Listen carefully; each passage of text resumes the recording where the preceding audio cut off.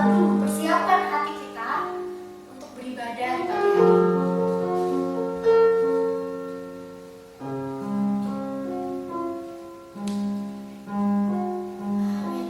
Kita mau sama-sama satukan hati kita. Kita mengirimkan satu pujian untuk menyatakan bahwa Allah kita adalah Allah yang suci. Allah kita adalah Allah yang kudus. Kita nyanyikan pujian ini bersama.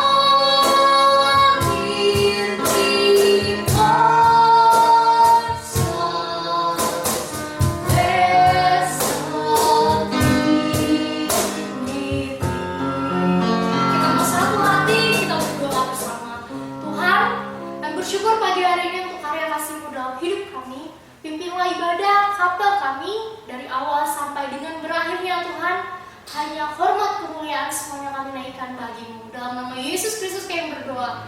Amin. Dipersilakan duduk kembali.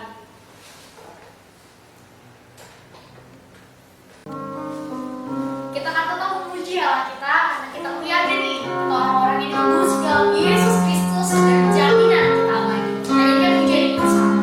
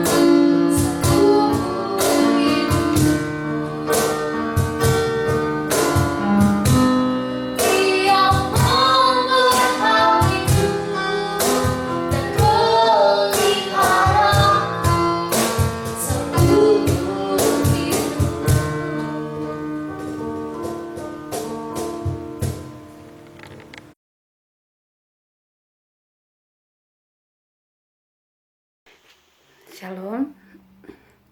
Hari ini tema kita menang karena benar. Terambil dari Daniel 1 ayat 1 sampai 20. Setiap orang pasti ingin yang namanya sukses. Setiap orang pasti ingin menang. Setiap orang pasti ingin masalahnya dapat terselesaikan dengan baik. Nah, yang menjadi masalah pada saat ini adalah ternyata kesuksesan, kemenangan yang diterima oleh orang-orang itu tidak semuanya dengan cara yang benar. Ya, contohnya banyak sekali laporan yang kecurangan ketika setelah pemilu itu dilaksanakan. Bahkan setelah pengumuman ya siapa yang terpilih, terjadi laporan juga siapa yang melakukan kecurangan. Nah, dan begitu juga dalam bidang lain, banyak sekali orang yang melakukan kecurangan untuk mendapatkan sesuatu yang dia inginkan. Contohnya selain itu adalah orang bisa melakukan dengan berbagai cara untuk dapat masuk dalam suatu perusahaan, untuk bisa bekerja, untuk mendapatkan jabatan yang baik. Begitu juga untuk menjadi pegawai negeri misalnya. Orang melakukan banyak cara yang tidak benar.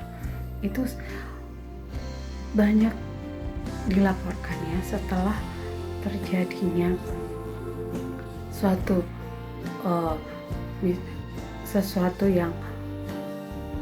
yang dianggap itu bisa menguntungkan orang lain. Orang berusaha untuk melakukan hal-hal yang tidak benar.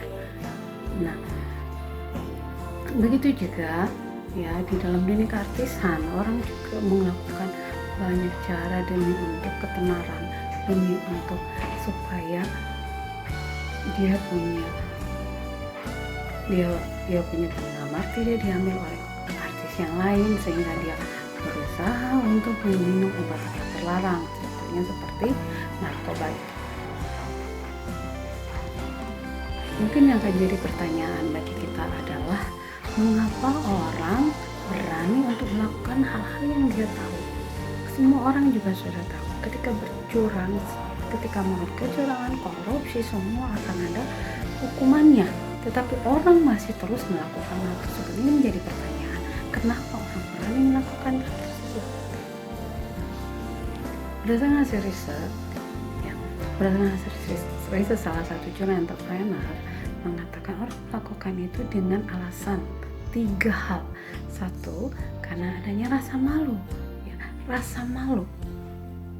Ya, kenapa orang malu? Ya, sementara dia akan melakukan hal yang salah, dia tidak malu. Karena biasanya orang ya untuk menjadi seorang pemimpin dalam suatu partai, untuk mendapatkan suatu kedudukan, orang sudah membanggakan dirinya lebih dulu bahwa saya akan begini. Bahkan kalau di dalam pemilu sendiri mereka udah berjanji macam-macam hal sehingga dia terpilih gitu. Mungkin hal itu yang akan menyebabkan timbul rasa malu. Waduh, kalau saya kalah, bagaimana dengan perkataan orang, bagaimana dengan perkataan tetangga, keluarga, dan semuanya. Ya, itu salah satu ya alasan untuk mereka berani malu, karena melakukan hal yang tidak benar di hadapan manusia, sementara di hadapan Tuhan mereka tidak malu. Ya, kemudian yang kedua adalah itu mereka mengalami tekanan. Tekanan biasanya terjadi karena adanya ketakutan, kekhawatiran, itu terjadinya sehingga mereka itu melakukan hal-hal, melakukan dosa, melakukan kecurangan. Itu yang mereka lakukan karena mereka mengalami tekanan. Tekanan dari apa? Tekanan bisa aja dari keluarga, bisa dari saudara, dari teman, atau tekanan akan karena pikiran mereka sendiri. Ya, contohnya misalnya orang yang udah berkeluarga, dia sangat butuh pekerjaan itu.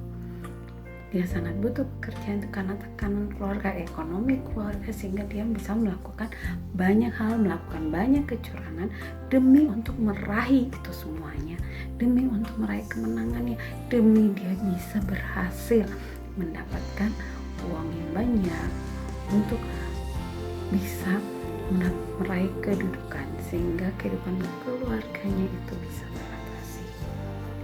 Dengan pemikirannya sendiri apa? Yaitu dia udah berpikir, saya ini mungkin tidak bisa apa-apa, saya hanya bisa bekerja itu, pekerjaan itu, apakah dia di pegawai negeri, apakah perusahaan swasta yang dianggap itu adalah bidang dia tidak bisa melakukan banyak hal. Jadi kalau sampai dia tidak lulus, maka dia merasa dia itu akan hidupnya itu akan hancur, itu akan menemukan sesuatu tekanan yang terjadi dari dirinya sendiri. Jadi mentalnya akan sangat-sangat terganggu, secara psikologinya juga dia sangat-sangat terganggu. Dan yang ketiga adalah kesempatan, ya. Orang bisa melakukan itu karena dia melihat kesempatan. Contohnya aja hal yang kecil, mungkin di kelas, ya, saya tidak tahu, ya, saya percayalah anak-anak saya dulu semua, ya, ketika ujian, ada kesempatan buku dekat saya nih, terus orang yang menjaga, yang mengawasi ini tidak lihat, ada kesempatan, ya kan, orang dikasih uang, orang dikasih kepercayaan, pegang uang banyak, ada kesempatan, saya lagi butuh, keluarga saya lagi butuh banyak uang, ada uang, kesempatan, ya, kenapa enggak saya dikasih, saya pegang uang banyak, saya memperoleh kesempatan untuk melakukan itu, ya. Jadi ada 3 hal yang menjadi alasan sehingga orang melakukan hal-hal yang dia tahu itu tidak benar, yang dia tahu dia akibatnya akan menerima hukuman, tetapi dia tetap melakukan hal tersebut. Nah, kita akan membaca, ya, kita akan melihat bagaimana seorang tokoh Alkitab yang luar biasa, Daniel, dimana Daniel ini dia adalah penulis kitab itu sendiri, dan memang kita lihat, ya, dari kitab Daniel semua perjalanan Daniel ketika dia di dalam pembuangan tersebut, kita bisa melihat dari Daniel 1, ya, Daniel 1 ayatnya yang ke-1 sampai ayatnya yang ke-20, saya akan bacakan untuk kita semua. Pada tahun yang ketiga pemerintahan Yoyakim Raja Yehuda, datanglah Nebukadnezar Raja Babel ke Yerusalem, lalu mengepung kota itu. Tuhan menyerahkan Yoyakim Raja Yehuda dan sebagian dari perkakas-perkakas di rumah Allah ke dalam tangannya. Semuanya itu dibawanya ke tanah Sinear, ke dalam rumah dewanya. Perkakas-perkakas itu dibawanya ke dalam perbendaharaan dewanya. Lalu raja bertitah kepada Aspenaz, kepala istananya, untuk membawa beberapa orang keturunan raja dan dari kaum bangsawan. Nah, yakni orang-orang muda yang tidak ada sesuatu celah, yang berperawakan baik, yang memahami berbagai-bagai hikmat, berpengetahuan banyak, yang mempunyai pengertian tentang ilmu, yakni orang-orang yang cakap untuk bekerja dalam istana, supaya mereka diajarkan tulisan dan bahasa orang Kasdim. Dan raja menetapkan bagi mereka pelabur setiap hari dari santapan raja dan dari anggur yang biasa diminumnya. Mereka harus dididik selama 3 tahun, dan sesudah itu mereka harus bekerja kepada raja. Di antara mereka itu ada juga beberapa orang Yehuda, yaitu Daniel, Hananya, Misael, dan Azaria. Pemimpin pegawai itu memberi nama lain kepada mereka. Daniel dinamai Belteshazzar, Hananya dinamai Sadrak, Misael dinamai Mesad, dan Azaria dinamainya Abednego. Dalam berketetapan ini, Daniel berketetapan untuk tidak menajaskan dirinya dengan santapan raja dan dengan anggur yang biasa diminum raja. Dimintanyalah kepada pemimpin pegawai istana itu supaya ia tak usah menajaskan memuaskan dirinya. Maka Allah mengaruniakan kepada Daniel kasih dan sayang dari pemimpin pegawai istana itu. Tetapi berkatalah pemimpin pegawai istana, aku takut kalau Tuanku Raja yang telah menetapkan makanan dan minumanmu berpendapat bahwa kamu kelihatan kurang sehat daripada orang-orang muda lain yang sebaya dengan kamu, sehingga karena kamu aku dianggap bersalah oleh raja. Kemudian berkatalah Daniel kepada penjenang yang telah diangkat oleh pemimpin pegawai istana untuk mengawasi Daniel, Hananya, Misael, dan Azaria. Adakanlah percobaan dengan hamba-hambamu ini selama 10 hari. Dan biarlah kami diberikan sayur untuk dimakan dan air untuk diminum. Sudah itu bandingkanlah perawakan kami dengan perawakan orang-orang muda yang makan dari santapan raja. Kemudian diperlakukanlah hamba-hambamu dan kemudian perlakukan hambamu ini sesuai dengan pendapatmu. Didengarkanlah permintaan mereka, lalu diadakanlah percobaan dengan mereka selama 10 hari. Ternyata perawakan mereka lebih baik dan mereka kelihatan lebih gemuk daripada semua orang muda yang telah makan dari santapan raja. Kemudian sepanjang itu selalu mengambil makanan mereka dan anggur yang harus mereka minum, lalu memberikan sayur kepada mereka. Kepada keempat orang muda itu Allah memberikan pengetahuan dan kepandaian tentang berbagai-bagai tulisan dan hikmah, sedangkan Daniel juga mempunyai pengertian tentang berbagai-bagai penglihatan dan mimpi. Setelah lewat waktu yang ditetapkan raja bahwa mereka sekalian harus dibawa menghadap, maka dibawalah mereka oleh pemimpin pegawai istana itu ke hadapan Nebukadnezar.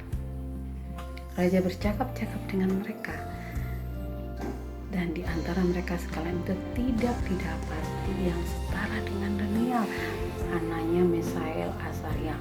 Maka bekerjalah mereka itu pada raja dalam tiap hal-hal yang memerlukan kebijaksanaan dan pengertian yang ditanyakan raja kepada mereka, didapatinya mereka 10 kali lebih cerdas dari semua orang berilmu dan semua ahli jampi di seluruh kerajaannya. Ya, kita bisa melihat bagaimana seseorang atau anak Tuhan ya di dalam memperoleh tekanan. Oleh tekanan, apa yang dia harus lakukan? Kita mau belajar dari kehidupan Daniel bersama 3 orang temannya ini. Dari ayat 1 sampai ayat yang keempat kita bisa melihat bagaimana sejarah Daniel bersama 3 orang temannya itu ada di istana Babel. Ya, yaitu ini adalah berlakunya nubuatan yang terjadi yang telah dinubuatkan oleh Yeremia. Di dalam Yeremia 25 ayat 11 kita bisa melihat benar Yeremia mengatakan bahwa Israel akan mengalami kekalahan dan akan mengalami pembuangan selama 70 tahun lamanya. Dan pada masa inilah, pada masa di mana Daniel itu masa remaja mereka, ya, Daniel bersama ketiga temannya ketika mereka masuk di dalam masa remaja, Israel kalah dan akhirnya mereka harus dibuang ke Babel sehingga mereka akan menjadi pelayan raja di istana Babel tersebut. Ya, kalau kita lihat ya bagaimana latar belakang daripada Daniel dan ketiga temannya sangat jelas bahwa mereka adalah orang-orang dari kaum bangsawan, seorang dari kaum istana, sehingga dikatakan menurut tafsiran kemungkinan mereka Daniel adalah keturunan dari Raja Hizkia, ya, Raja Hizkia sih. Nah, kalau kita lihat juga kenapa mereka ya mereka begitu kuat di dalam menghadapi tantangan tekanan yang biasa. Kenapa saya katakan tekanan? Karena mereka adalah orang-orang istana, orang-orang yang biasa dilayani. Sekarang mereka harus berbalik, di mana mereka harus melayani. Pastinya ada tekanan. Saya ini biasa dilayani. Saya tidak biasa bekerja keras, biasa bekerja rendah. Saya biasanya malah segala sesuatu itu ada. Saya tidak perlu bekerja. Tetapi dengan kondisi bangsanya ini, dia terpaksa harus melakukan pekerjaan yang rendah. Melakukan pekerjaan yang rendah. Apakah mereka berontak? Ternyata tidak. Malah dengan kondisi ini, kalau kita melihat yaitu di ayatnya yang kelima, yang menjadi masalah daripada mereka ketika ada di dalam training, di mana mereka harus dilatih untuk menjadi seorang pegawai istana, yaitu terjadi masalah itu di ayat 5 ketika mereka harus makan makanan raja, minuman raja yang menurut mereka adalah najis. Dalam tekanan, Daniel dan ketiga temannya mempunyai sikap yang benar di hadapan Tuhan. Begitu juga kita, tekanan itu akan sering muncul dimanapun kita berada. Tekanan itu pasti muncul, masalah itu pasti ada. Sekarang bagaimana sikap kita dalam menghadapi masalah tersebut? Apakah kita akan lari atau kita berani menunjukkan kebenaran? Kita mau menyelesaikan masalah itu, kita mau melewati, bukan dengan cara kecurangan seperti orang-orang yang di luar sana, tetapi kita berani untuk menyelesaikan masalah itu dengan cara yang benar, seperti yang dilakukan oleh Daniel dan ketiga temannya. Mereka berani mengatakan bahwa makanan itu mereka tidak akan makan, karena mereka tahu bahwa itu adalah makanan najis bagi mereka, makanan yang dilarang oleh Tuhan.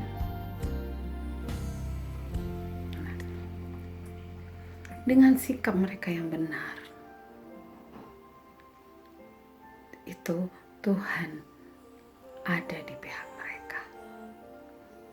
Kalau kita lihat di ayat yang ke-9, Allah menjadi pembela Daniel dan kawan-kawannya. Daniel dan kawannya dikasih oleh panjenengan itu. Luar biasa. Kenapa?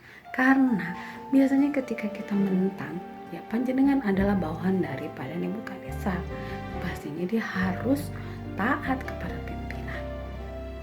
Tetapi dia berani untuk menolong. Ya, dia berani untuk melawan ketetapan raja dengan menolong Daniel bersama teman-temannya. Artinya apa? Dia kan memanggang suatu resiko yang berat. Ya, memanggang suatu resiko yang berat. Itu karena Tuhan yang memberikan hati panjenengan itu, hati yang mau mengasihi, hati yang mau mengasihi Daniel bersama teman-temannya. Kenapa? Kembali lagi karena Tuhan melihat sikap hati Daniel dan kawan-kawan itu yang benar, yaitu mereka berani mengatakan tidak kepada sesuatu yang salah, walaupun itu mereka harus berhadapan dengan penguasa. Ini yang menjadi tantangan kita sebagai hamba Tuhan.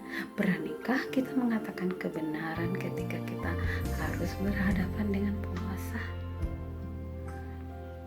Ya. Nah, yang kedua, kita lihat ayatnya 12-13. Daniel diberikan kemampuan untuk menghadapi masalahnya. Jadi ketika dia mengatakan tidak mau makan makanan dengan yang najis, minuman yang najis, itu bukan berarti selesai semuanya, tidak. Tetapi ada satu masalah, yaitu di mana panjenengan ini merasa bahwa nantinya suatu saat kalau mereka melakukan itu terus, ya, dia takut. Malah panjenengan yang takut sama raja. Kalau nantinya hasilnya mereka tidak sesuai, perawakan mereka jadi berubah, ya, tidak sehat lah, tentunya mereka tidak akan lulus, ya. tidak akan lulus dari training, tidak akan lulus dari pelatihan tersebut, ya kan, karena hasilnya mereka ternyata tidak sesuai dengan keinginan raja. Tetapi Daniel bersama teman-temannya siap menyelesaikan masalahnya itu, yaitu mereka berkata kepada panjenengan itu bahwa mereka boleh ya dicoba, jadi ada ya boleh dicoba bagaimana hasilnya selama 10 hari mereka hanya makan sayur dan minuman, sedangkan teman-temannya, orang-orang atau anak-anak muda yang terpilih itu yang makan dengan makanan yang najis itu selama 10 hari bisa mereka dilihat bagaimana hasilnya. Daniel tuh berani menyatakan itu untuk menyelesaikan masalahnya. Daniel tentunya sangat mengerti bahwa panjenengan ini juga akan menghadapi satu masalah ketika panjenengan itu membela mereka.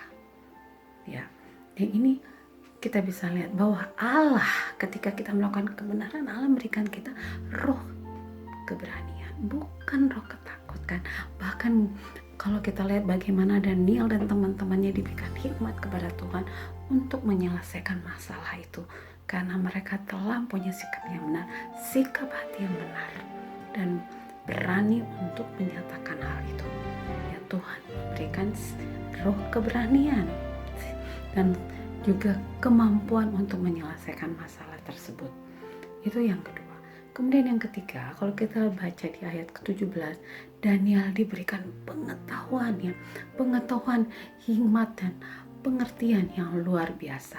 Kalau kita baca di ayat 19-20, bahkan dikatakannya kemampuannya 10 kali lipat daripada orang-orang atau anak-anak muda yang makan makanan minuman yang najis tersebut. Inilah kita bisa melihat sini Allah memberikan dia kemenangan. Daniel dan teman-temannya diberikan kemenangan, diberikan kesuksesan. Sehingga ketika dia makan bersama Raja Nebukadnezar yang jahat itu, dia tidak takut. Bahkan mereka bisa bercakap-cakap, banyak pengetahuan dan diakui oleh raja tersebut bagaimana Daniel dan As. Dan ketika temannya itu jauh melampaui anak-anak muda yang mengikuti training, mengikuti pelatihan tersebut, bahkan lebih daripada itu, mereka lebih daripada ahli-ahli yang ilmu atau orang-orang yang berilmu di kerajaan tersebut, termasuk juga yaitu ahli jambi di istana Raja Nebukadnezar itu. Kita bisa melihat sekarang kebenaran yang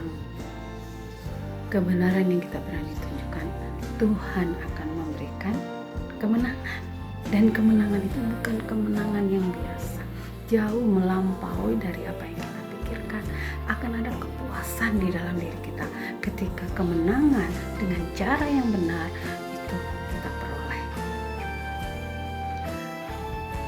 Anak-anak Tuhan yang melakukan hal-hal yang tidak benar, dia memperoleh kemenangan, kesuksesan dengan cara yang benar. Mungkin orang lain akan mengatakannya dia menang, sebab dia itu sukses. Ya. Tetapi sebagai Tuhan, saya sangat percaya bahwa akan ada pertentangan di dalam dirinya, karena Roh Kudus yang sebagai penasehat, dikatakannya Roh Kudus sebagai penasehat yang beritakan hal-hal yang benar, akan selalu mengingatkan dia akan hal-hal yang dia terlakukan itu. Karena itu, ya, mari kita semua lakukan yang benar, lakukan yang baik, jangan bohong, lakukan berbuatlah jujur. Kalau salah, akui. Karena kalau kita tidak mengakuinya, maka kita akan selalu diingatkan oleh Roh Kudus. Kalau kita tidak merasa bahwa ada yang menasihati atau ada yang saya mah udah melakukan kesalahan, saya nggak ditegur tuh, tidak ada itu di dalam hati saya bahwa saya itu telah melakukan yang benar. Pertanyaannya, benarkah bahwa kita sudah sungguh-sungguh dalam Tuhan? Saya ragu dengan kepercayaan kita. kita harus meragukan kepercayaan kita, iman kita kepada Tuhan ketika kita sudah melanggar firman Tuhan dan kita menganggap hal itu yang benar. Kita harus pertanyakan di dalam diri kita. Jangan-jangan kita sering mengabaikan Roh Kudus yang selalu menolong kita, yang selalu mengingatkan kita akan hal-hal yang benar. Semester Gasal ini, mari kita semua melakukan hal-hal yang baik, ya, melakukan proses yang dilakukan oleh Tuhan pada semester ini dengan benar, sehingga kalian akan merasakan kepuasan dengan hasil kerja kalian itu. Kalau ada masalah, pimpinan dan dosen adalah orang tua kalian di kampus ini. Datang kepada mereka, selesaikan dengan baik, ya. Jangan dulu menyelesaikannya sendiri. Kalau memang itu butuh nasihat, ya, butuh nasihat dari orang lain. Tapi sebaiknya kalian harus berdoa dulu, minta hikmat dari Tuhan seperti Daniel selalu, ya. Kalau kita lihat kehidupan Daniel selama di kitab Daniel ini, di mana dia begitu luar biasa, segala masalahnya dia serahkan sama Tuhan. Begitu juga dengan kita. Saya dan juga kalian adalah hamba Tuhan, ya, yang dipakai Tuhan. Kita tidak bisa apa-apa tanpa Tuhan. Karena itu segala masalah kita, mau masalah apapun juga, serahkan semuanya dalam Tuhan. Ketika salah, berani untuk melakukan kesalahan. Ketika kita merasa kita benar dan orang lain tidak mau terima, kita berdoa sama Tuhan supaya kita diberikan hikmat untuk bisa menyelesaikan masalah kita itu dengan baik. Jadilah orang-orang yang menang. Jadilah orang-orang sukses dengan cara yang benar. Amin. Tuhan Yesus memberkati. Amin. Untuk firman Tuhan yang sudah kita dengarkan, kita akan meresponi firman Tuhan ini dengan menyanyikan pujian Tuhan selalu menolong. Kita meyakini pertolongan Tuhan.